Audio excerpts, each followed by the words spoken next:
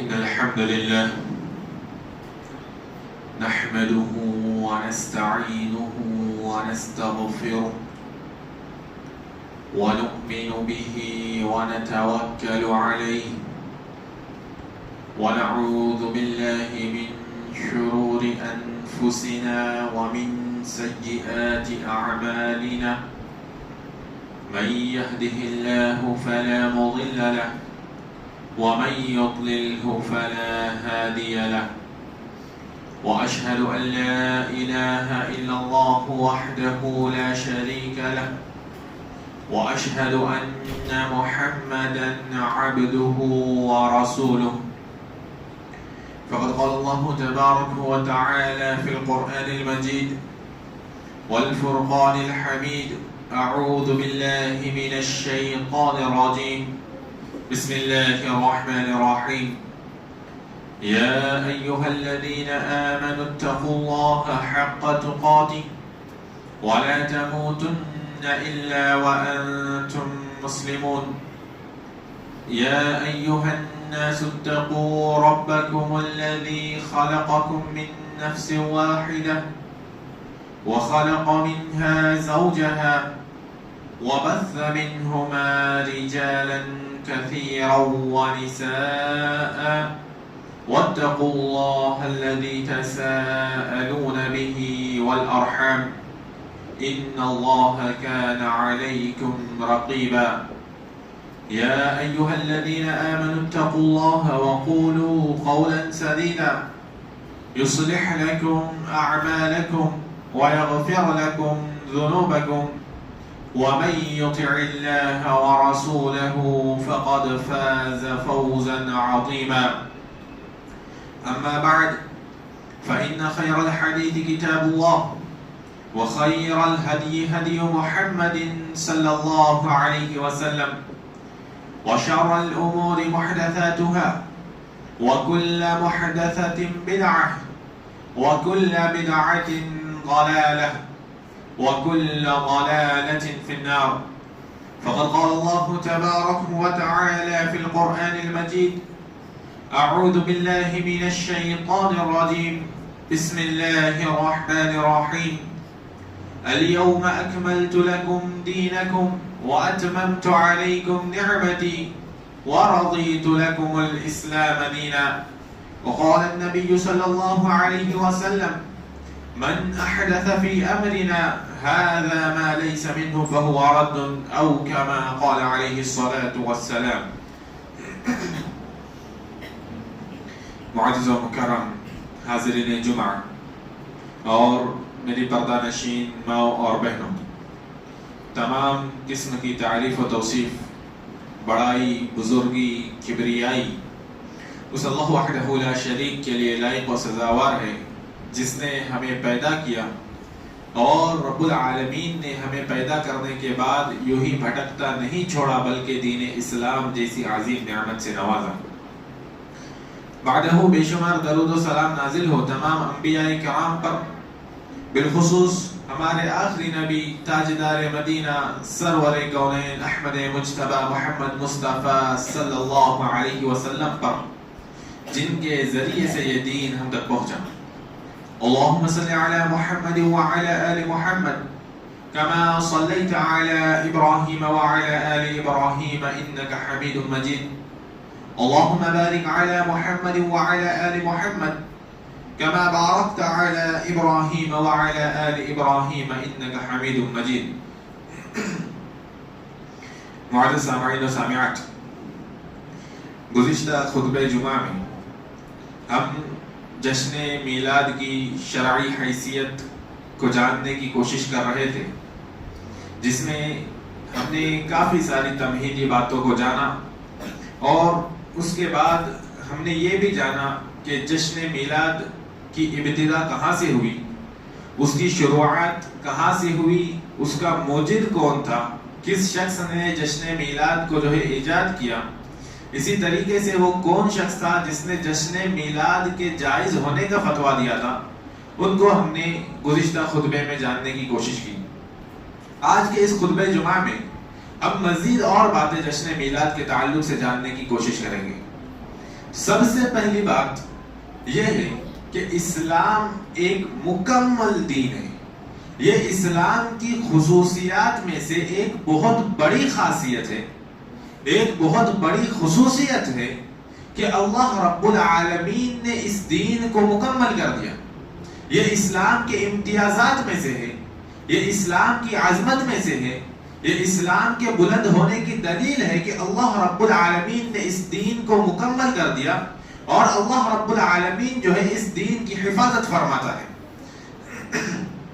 اللہ رب العالمین خود قرآن مجید میں ارشاد فرماتا ہے کہ اليوم اکملت لکم دینکم واتممت علیکم نعمتی ورضیت لکم الاسلام دینا, کہ آج میں نے تمہارے لیے تمہارے دین کو مکمل کر دیا.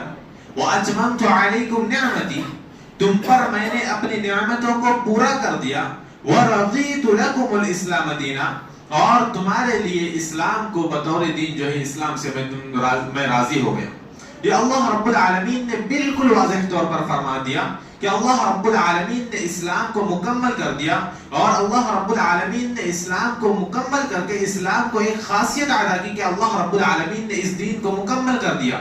اگر اللہ رب العالمین اس دین کو مکمل نہیں کرتا تھا, اگر اللہ رب العالمین یہ آیت مبارکہ نازل نہیں کرتا تھا, تو بہت سے لوگ ایسے آتے تھے جو دین میں نئی نئی چیزوں کو ایجاد کرتے تھے, جو دین میں نئے نئے کاموں کو ایجاد کر دیتے تھے, اور اسے سنت بنا کر پیش کرتے تھے, اسے نیکی تصور کرتے تھے, اسے اسلام سمجھتے تھے, اور اس طریقے سے دین جو ہے کھلواڑ بن کے رہ جاتا تھا. دین ہمارے ہاتھوں کا کھلونا بن جاتا تھا, جو چاہتا تھا اپنی طرف سے آ کر دین میں کوئی بھی چیز ایجاد کر سکتا تھا. لیکن اس آیت مبارکہ کو نازل کرنے کے بعد اللہ رب العالمین نے وہ تمام تر دروازوں کو بند کر دیا. اليوم اکملت لکم دینکم واتممت علیکم نعمتی ورضیت لکم الاسلام دینا. یہ اسلام جو ہے مکمل ہو گیا, یہ دین مکمل ہو گیا. نہ اس میں کسی چیز کی زیادتی کی جا سکتی ہے, نہ اس میں کسی چیز کا اضافہ کیا جا سکتا ہے, نہ اس میں کوئی چیز جوڑی جا سکتی ہے, اور نہ ہی اس میں سے کوئی چیز کم کی جا سکتی ہے. یہ آیت مبارکہ اتنی عظیم آیت ہے, اتنی بڑی آیت ہے کہ حضرت عمر رضی اللہ عنہ کے دور میں ایک یہودی عالم جو ہے حضرت عمر فاروق رضی اللہ عنہ کے پاس آیا اور کہا کہ اے امیر المؤمنین, کہ اللہ رب العالمین نے قرآن مجید میں کتاب اللہ میں ایک ایسی آیت نازل ہوئی ہے کہ اگر وہ آیت جو ہے یہودیوں کے اوپر نازل ہو جاتی تھی تو ہم جو ہے اس کو عید کا دن بنا لیتے تھے, ہم اس کو عید کا دن بنا لیتے تھے, ہم اس میں خوشیاں منا لیتے. حضرت عمر فاروق رضی اللہ عنہ نے پوچھا کہ آخر قرآن کی ایسی کون سی آیت ہے جو اگر تم پر نازل ہوتی تھی تو تم اسے عید کا دن بنا لیتے تھے.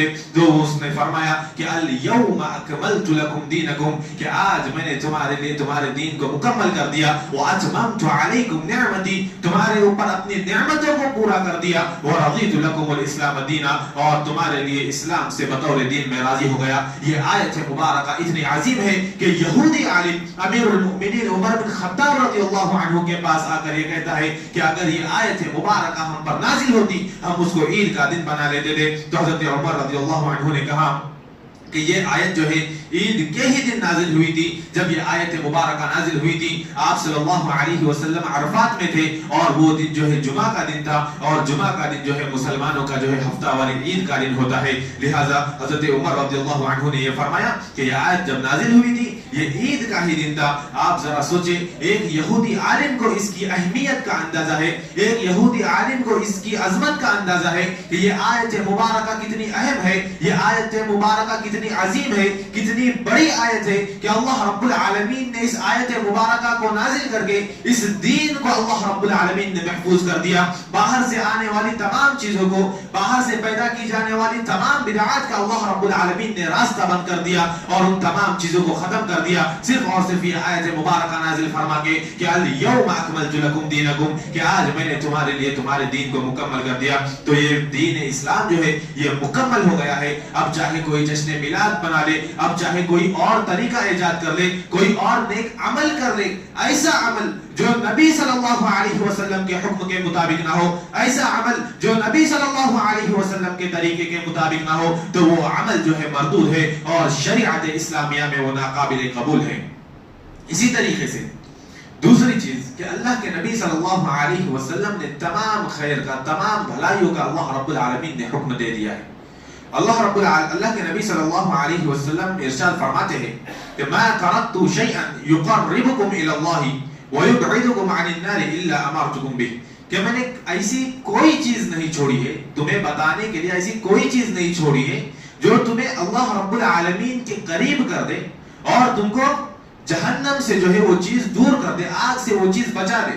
یعنی ہر اس چیز کا حکم دیا ہے جو اللہ رب العالمین کے تمہیں قریب کرتی ہے اور جو تمہیں جہنم سے بچاتی ہے. اسی طریقے سے وما ترکت شیئا یقربکم الی النار ویبعدکم عن اللہ الا ونہیتکم عنہ، اور میں نے ہر اس چیز سے تمہیں منع کیا ہے، ہر اس چیز سے تمہیں روکا ہے جو تمہیں جہنم کے قریب کر دے اور جو تمہیں اللہ رب العالمین سے دور کر دے. یہ آپ صلی اللہ علیہ وسلم کا امتیاز ہے کہ آپ صلی اللہ علیہ وسلم نے تمام خیر کو پہنچا دیا، مکمل امانت داری کے ساتھ، مکمل دیانت داری کے ساتھ آپ صلی اللہ علیہ وسلم نے جو ہے آپ صلی اللہ علیہ وسلم نے پورے دین کو ہم تک پہنچا دیا. یہی وجہ ہے کہ میدان عرفات میں جب آپ صلی اللہ علیہ وسلم حجۃ الوداع کے موقع پر خطبہ دے رہے تھے، آپ صلی اللہ علیہ وسلم نے صحابہ کرام سے سوال کیا وانتم تسألون عنی، کہ تم سے میرے متعلق سوال کیا جائے گا، فماذا انتم قائلون، تو تم کیا جواب دو گے؟ صحابہ کرام نے یکجٹ ہو کر جواب دیا قالوا نشهد انك قد بلغت واتيت، ہم اس بات کی گواہی دیں گے کہ آپ نے جو ہے اللہ رب العالمین کے دین کو ہم تک پہنچا دیا، مکمل دین کو ہم تک پہنچا دیا. واتيت، اللہ رب العالمین کی جانب سے جو امانت آپ کو دی گئی تھی، یہ نبوت اور رسالت کا جو عہدہ آپ کو دیا گیا تھا، مکمل امانت داری کے ساتھ آپ صلی اللہ علیہ وسلم نے اس دین کو ہم تک پہنچا دیا تھا. یہ صحابہ کرام اس بات کی گواہی دے رہے اور صحابہ کرام جو ہے میلاد نہیں منا رہے، صحابہ کرام دین میں بدعت ایجاد نہیں کر رہے ہیں. اس کا مطلب یہ ہوا کہ یہ میلاد جو ہے یہ دین میں بعد کی چیز ہے، یہ بدعت ہے، یہ باہر سے آئی ہوئی چیز ہے جس کی شریعت اسلامیہ میں کوئی حیثیت نہیں. یہی وجہ ہے کہ امام مالک رحمہ اللہ ارشاد فرماتے ہیں کہ من ابتدع فی الاسلام بدعتا یراها حسنہ، کہ جو شخص دین میں بدعت ایجاد کر لے، جو شخص دین میں کوئی ایسی چیز ایجاد کر لے جو دین میں سے نہیں ہے اور اسے وہ نیکی تصور کر لے، فقد زعم ان محمد صلی اللہ علیہ وسلم خان الرسالہ، تو گویا کہ اس کا یہ دعویٰ ہے، اس کا یہ گمان ہے کہ نبی صلی اللہ علیہ وسلم نے رسالت میں خیانت کی. آپ ذرا سوچیں کہ ہم کوئی چیز دین میں ایجاد کر رہے ہیں تو ہم کیا یہ چیز لازم نہیں آتی کہ نبی صلی اللہ علیہ وسلم نے وہ چیز ہمیں نہیں بتائی جبکہ وہ ہونی چاہیے تھی، اور ہم اس چیز کو دین میں ایجاد کر رہے ہیں.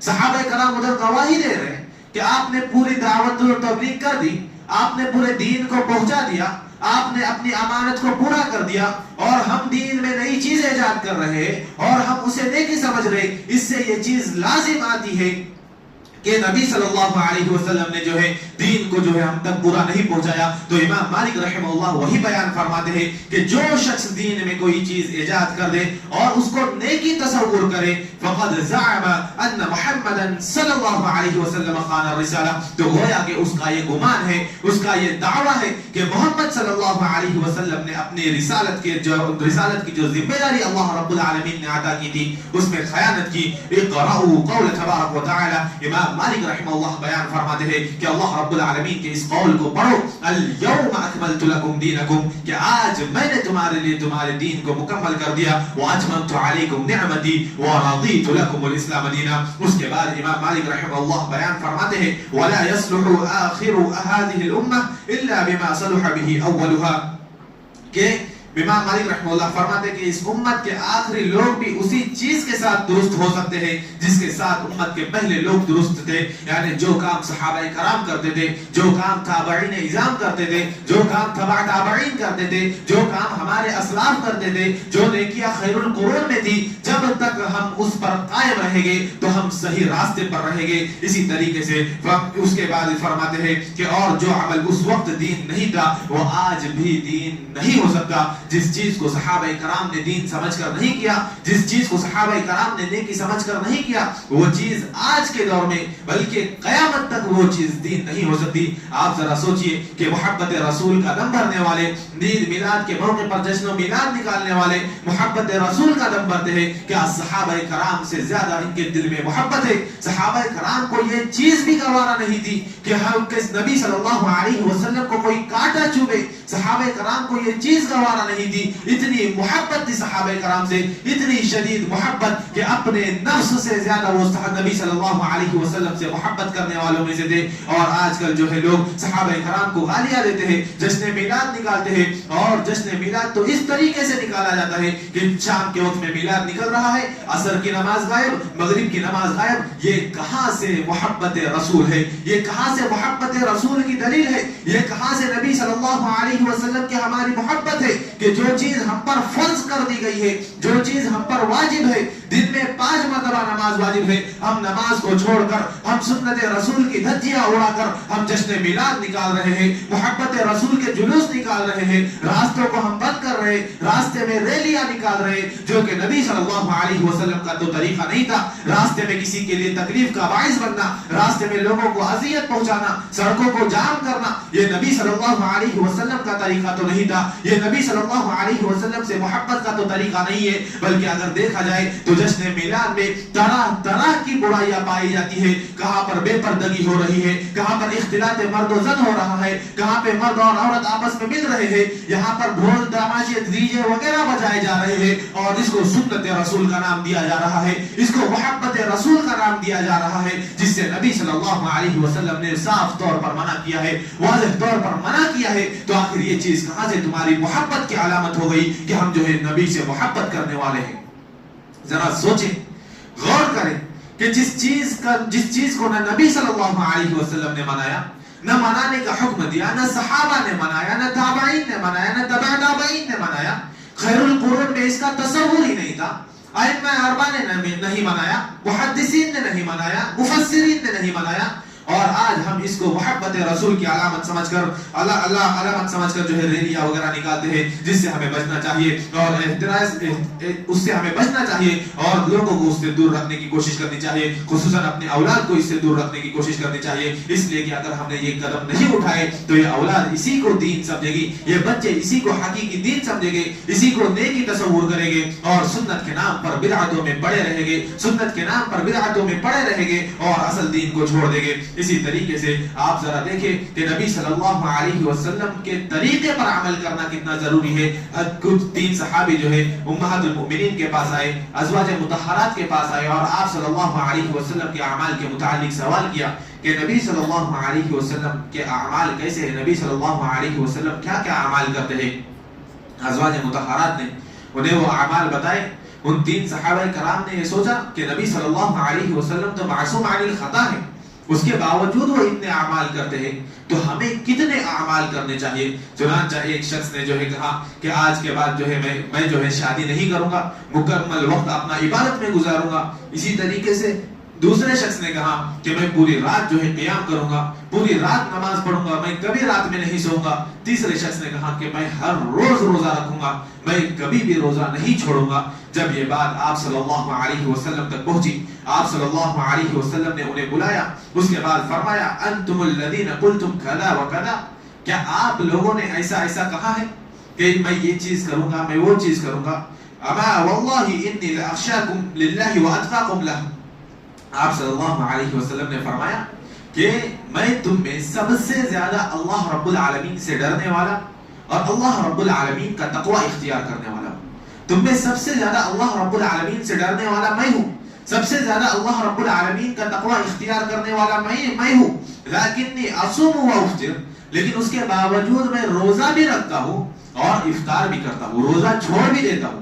میں ہر روز کا روزہ نہیں رکھتا, میں اللہ رب العالمین سے سب سے زیادہ ڈرنے والا ہوں, سب سے زیادہ متقی ہوں, اس کے باوجود میں روزہ رکھتا بھی ہوں اور روزہ نہیں بھی رکھتا ہوں, روزہ چھوڑ بھی دیتا ہوں. اسی طریقے سے وَأُصَلِّ وَأَرْقُدْ, میں راتوں کو قیام بھی کرتا ہوں اور راتوں کو سوتا بھی ہوں. اسی طریقے سے وَأَتَزَوَّجُ النِّسَاءَ, میں عورتوں سے نکاح بھی کرتا ہوں. تینوں کی آپ صلی اللہ علیہ وسلم نے تردید کر دی. تینوں کو آپ صلی اللہ علیہ وسلم نے ممانعت کر دی کہ تینوں نے جو وعدہ کیا تھا کہ میں کبھی نکاح نہیں کروں گا, ایک نے کیا تھا کہ میں ہر روز روزہ رکھوں گا, ایک نے کہا تھا کہ میں ہر روز قیام کروں گا. آپ صلی اللہ علیہ وسلم نے تینوں کی تردید کر دی, یہ فرماتے ہوئے کہ میں تم میں سب سے زیادہ اللہ رب العالمین سے ڈرنے والا ہوں, سب سے زیادہ متقی ہوں. میں روزہ بھی رکھتا ہوں, روزہ چھوڑتا بھی ہوں, میں راتوں کو قیام بھی کرتا ہوں, راتوں کو سوتا بھی ہوں, اور میں عورتوں سے نکاح بھی کرتا ہوں. آگے آپ صلی اللہ علیہ وسلم نے ارشاد فرمایا فمن رغب عن سنتی, کہ جو شخص میری سنت سے اعراض کرے گا فلیس منی, تو وہ شخص جو ہے ہم میں سے نہیں ہے, وہ شخص ہمارے راستے پر نہیں ہے.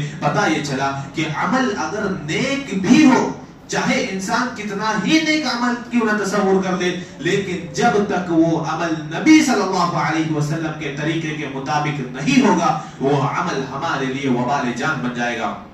اس عمل پر قیامت کے دن ہماری گرفت ہوگی. حضرت عائشہ رضی اللہ عنہ بیان فرماتی ہے کہ آپ صلی اللہ علیہ وسلم نے ارشاد فرمایا من احدث فی امرنا هذا ما ليس منه فهو رد, کہ جو شخص دین میں کوئی ایسی چیز ایجاد کر دے جو اس میں سے نہیں ہے, جس پر نبی صلی اللہ علیہ وسلم کی مہر نہیں ہے, جو نبی صلی اللہ علیہ وسلم کے طریقے کے مطابق نہیں ہے, فهو رد, تو وہ عمل جو ہے مردود ہے, چاہے کوئی بھی عمل کرے. اب کوئی شخص یہ سوچے کہ سجدہ کرنا اتنی عظیم عبادت ہے, اللہ کے نبی صلی اللہ علیہ وسلم نے فرمایا کہ بندہ اللہ رب العالمین سے سب سے زیادہ قریب اس وقت ہوگا جب وہ سجدے میں ہوگا. اب کوئی بولے کہ میں جو ہے نماز میں 3 سجدے کرنے لگ جاؤں, تو کیا یہ طریقہ صحیح ہوگا؟ کیا اس کی نماز صحیح ہوگی؟ کیا یہ سوچنے والی بات نہیں ہے؟ کیا غور و فکر کرنے والی بات نہیں ہے؟ ہماری کوئی بھی عبادت, کوئی بھی ہمارا نیک عمل اس وقت قبول ہوگا جب اس میں اخلاص ہوگا, جب ہم وہ عمل خالص اللہ رب العالمین کے لیے کریں گے. اسی طریقے سے دوسری چیز, جب وہ نبی صلی اللہ علیہ وسلم کے طریقے پر ہوگا. اگر نبی صلی اللہ علیہ وسلم کے طریقے کو ہم نے چھوڑ دیا تو وہی عمل چاہے جتنا نیک ہو جائے, سجدے میں بندہ اللہ رب العالمین کے سب سے قریب رہتا ہے. اگر بندہ نماز میں 3 سجدے کرنے لگ جائے, وہی عمل بدعت ہوگا اور اس کو جہنم میں لے جانے کا باعث بنے گا. اس کے بعد بعض لوگ کچھ یہ کہتے ہیں کہ یہ جو ہے عید میلاد جو ہے یہ بدعت حسنہ ہے, اچھی بدعت ہے, نیک بدعت ہے. اسلام میں کوئی بھی نیک بدعت کا تصور نہیں ہے. ہر خطبے میں ہم سماعت کرتے ہیں اما بعد فإن خیر الحدیث کتاب اللہ, کہ سب سے بہترین بات اللہ رب العالمین کا کلام ہے.